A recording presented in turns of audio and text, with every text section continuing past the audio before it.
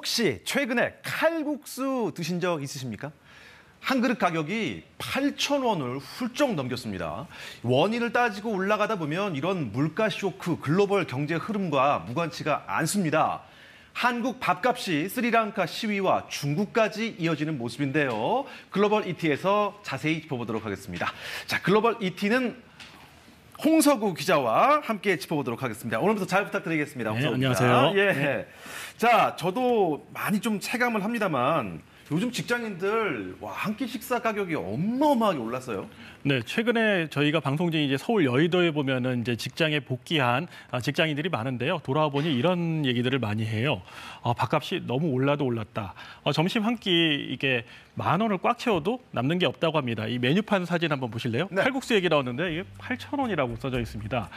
시원하고 얼큰한 맛으로 사랑받는 칼국수, 이게 평균 가격입니다. 그러니까 더 비쌀 수도 있다는 얘기거든요. 1년 전보다 8.8% 올랐습니다. 평균 그럼 비싼 건 어느 정도 되나 한번 보시죠. 10,000원짜리 칼국수도 있습니다. 적잖이 볼 수 있는데요. 칼국수만 오르는 게 아니고 사실 요새 면 종류는 다 오른 것 같아요. 네, 보면은 뭐 칼국수, 콩국수 다 밀로 만들잖아요. 그렇습니다. 근데 밀 하면은 또 가격을 한번 볼게요. 1년 전 이맘때입니다. 238달러였거든요. 국제 밀 선물 가격입니다. 그러면 요즘 볼까요? 69%, 402달러까지 올랐습니다. 무려 70%가 올랐는데요. 이 이유가 러시아와 우크라이나 침공 때문입니다. 우리나라는 주로 북미나 호주 등에서 밀을 수입하고 있습니다. 그런데 세계 밀 생산의 3분의 1 가량을 차지하는 러시아와 우크라이나 두 나라 이제 수출이 막힌 건데요. 그 영향을 받는 겁니다. 지금 곡물가 상승이 사료값 상승으로도 이어지고 있어서 닭고기 값도 들썩이고 있는데요. 국내 닭고기 가격 보실까요? 1년 전과 비교하면요, 43%가량 올랐고요. 많이 올랐어요. 같은 기간 수입도 47.5% 급등했습니다. 그러니까 국내와 국제가 연동이 되는 거죠. 전반적으로 물가 상승률도 이래서 높아지고 있습니다. 현대경제연구원은 길어진 전쟁의 여파를 반영해 올해 물가 상승률을 전망치를 3.9%로 기존보다 2배 넘게 조정하기도 했습니다. 밀가루 가격 올랐고 닭고기도 가격이 올랐습니다. 이게 뭐 우리나라만 오른 게 아닐 거 아니에요. 다른 나라 상황은 어떻습니까?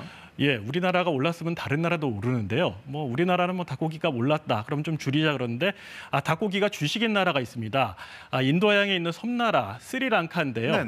이곳은 이제 생존의 문제까지 지금 걸렸다고 합니다.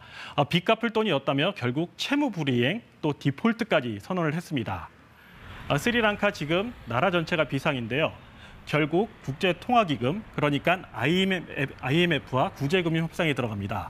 최대 40억 달러가 목표고요. 현재 시민들 연료 구매가 일부 제한됐고요. 증권 거래도 당분간 중단됩니다.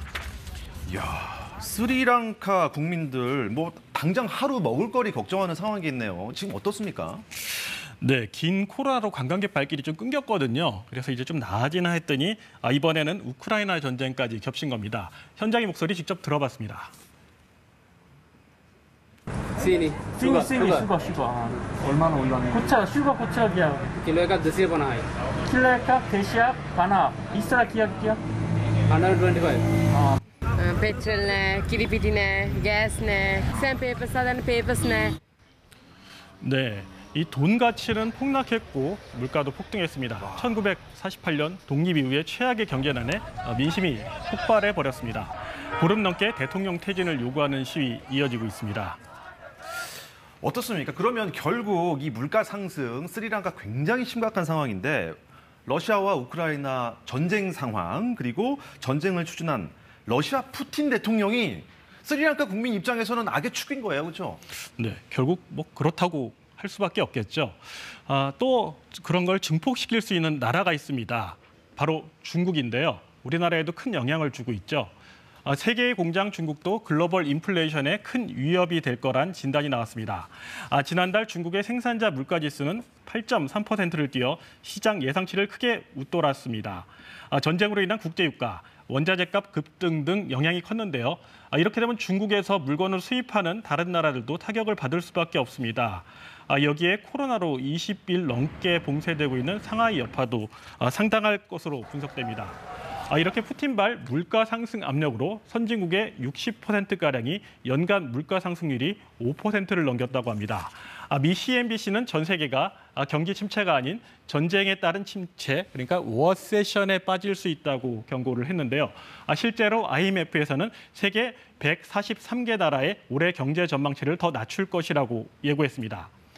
우리나라의 경우 이번에 이 전망치가 하향 조정되면요, 연간 경제 성장률이 3% 아래로 내려가게 됩니다. 푸틴발 세계 경제의 나비 효과 여기까지입니다. 코로나라는 긴 터널을 이제 막 빠져나오려는데 물가 상승의 경기 침체가 또 앞에 기다리고 있습니다. 걱정이 정말 큰데요. 네, 홍석우 기자 잘 들었습니다. 고맙습니다.